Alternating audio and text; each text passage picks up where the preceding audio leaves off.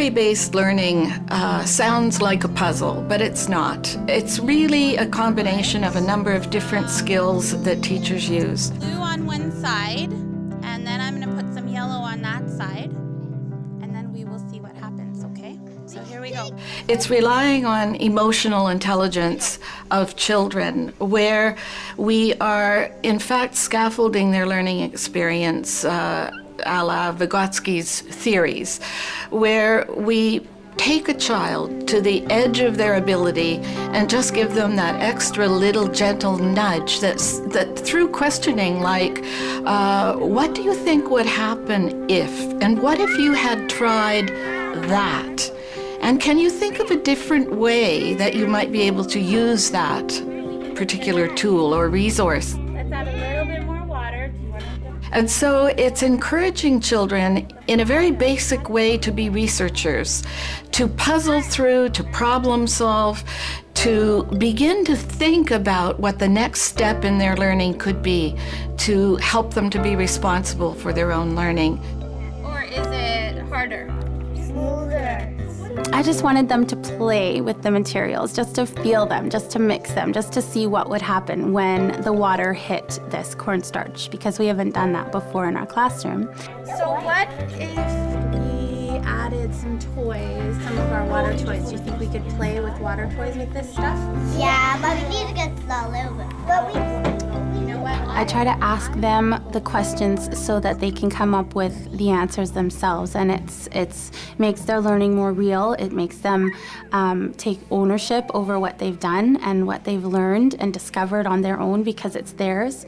If I were to tell them, we're going to mix these two things together and this is what it's going to do and this is what it's going to be like and this is how it will feel, and then they did it, it wouldn't be as exciting and meaningful for them as if they just did it themselves. Put some of this stuff in. As a principal of an elementary school, I'm very excited about the play-based and inquiry-based kindergarten and the role it plays in developing our wonderful little children. And I taught kindergarten for many, many years, and so as a principal, it is my love and passion to make sure that those children get exactly what they need to start their years. I feel that my role is to not only support the kindergarten teacher, but to inform and let the rest of the staff know exactly why we have the kindergarten program as a play-based program, and to ensure that the parents as well know why we are teaching kindergarten the way we are teaching kindergarten. There's a considerable bank of research now on the impact that a principal has on new programs in a school. And one of the things we know is that when a principal supports a program, understands it, and provides for it in the principal's planning, the program is going to be more successful, the teacher is going to feel affirmed, and overall the learning experience will be better for children.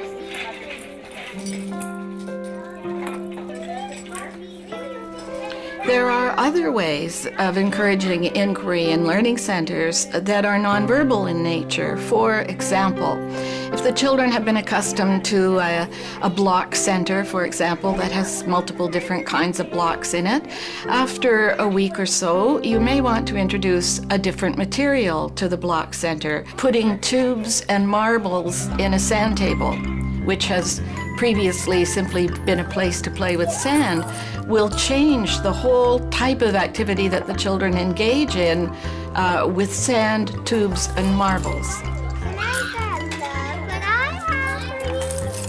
So by combining unusual resources, by posing a question at a center that causes them to use the materials in a different way, we then have children working collaboratively to play games to see what they can learn in a very different way.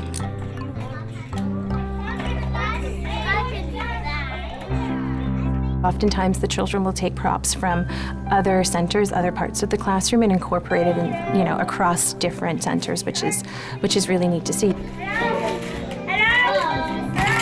That was, them going into the dress-up box and finding the walkie-talkies, and I'm sure that that's something that they've seen at, other stores that they've gone into with their families. So they're just reenacting what they know.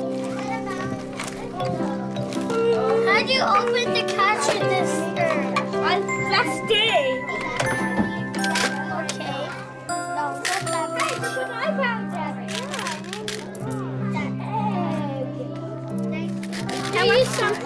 How much did the binoculars cost? One of the biggest lessons that kindergarten children have to learn in kindergarten is learning how to get along with each other.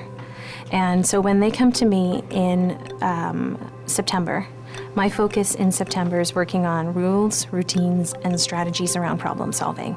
So we talk about sharing, we talk about trading, we talk about taking turns, we talk about rolling a dice to see who gets to go first in a dice game. A growing body of research shows that intentional play experiences can support the development of self-regulation, one of the most important skills children will need for future academic success and for success in all aspects of their lives. Self-regulation has a great deal to do with building bonds and forming relationships with others, and then working jointly with others in cooperative ways. And so by what we set up at a social dramatics center, for instance, where we're encouraging children to model ideal adult roles that they may have observed in a shopping market or a post office, and being able to coach them on the appropriateness of their behaviors through that kind of activity is a very important part of what we're offering in our learning centers. Who's the cashier? The person okay, you're the cashier. Are you the store owner? Self-regulation is about many of the skills teachers use in their classroom practice. Sharing ideas and solving problems together. Managing powerful emotions. Planning ahead and planning with others. Taking safe physical risks. Struggling through the hard parts to learn something new. Using language to resolve conflicts.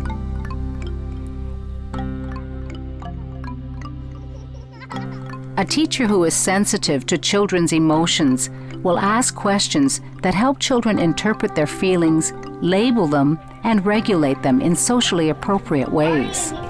Daniel, Come on, Mom, what did let's go Diego play. do that you didn't like? I don't like it when you put the ladybug on my face. How does it make you feel?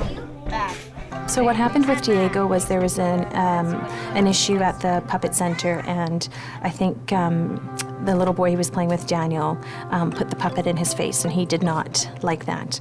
And Diego came over and got me and said, and he explained to me what happened. And I'm happy to go back and coach the children through it because they are really and truly 5- and 6-year-olds, and they still need quite a bit of support. Hi, guys. It was very clear in observing that incident, which was very spontaneous in the classroom, that that teacher had worked with that group of children in a very positive and proactive way to teach them those steps, so that when the incident occurred, the opportunity was there for just a review, not for dealing with the situation in a negative way, but rather turning it into a positive, constructive experience for the whole class. Nikta, what's the problem?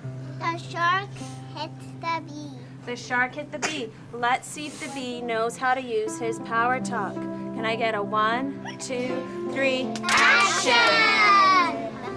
Sure, I don't like when you hit me hundreds of times. And what Power Talk does is, because it's a formula, it gives the children set words to say. And in doing so, it empowers them because they know exactly what to say. And it also, it helps with the language barrier, because a lot of the children who come to me in September, they have limited English skills. And so by giving them a formula, it also allows them to be able to problem solve with their peers. Next time, please don't what? Please don't hit me a million of times in my head. Okay, I'm sorry. I won't do that again. The end. Now, Eric, is it okay now for Sharky, even though he said sorry and he said he'll never do it again, do you think it's okay for Sharky to do it again? No. Is that what a kind friend does? No. No. You know, it's not just about saying, stop, I don't like what you're doing. The other piece of it is that that person has to listen, and they have a responsibility as a kind and caring friend and respectful friend to listen to the requests of their peers. Hey, Julie. Nice. Effective kindergarten programs provide opportunities for children to interact with adults and other children in ways that build on children's natural curiosity and sense of wonder. And successful programs emphasize learning through play and inquiry. One of the remarkable things about our modern day world is the tools we have at our fingertips now with the internet and the live searches that we can do with a moment's notice. I think when we start children in kindergarten, posing questions to them, encouraging them to explore, encouraging them to discover, encouraging them to ask questions, we are in a very positive way getting them ready for the world that is in fact going to be at their fingertips in very short order. Show up, Sasha. T-E. Butterfly. Butterfly. Oh, wow.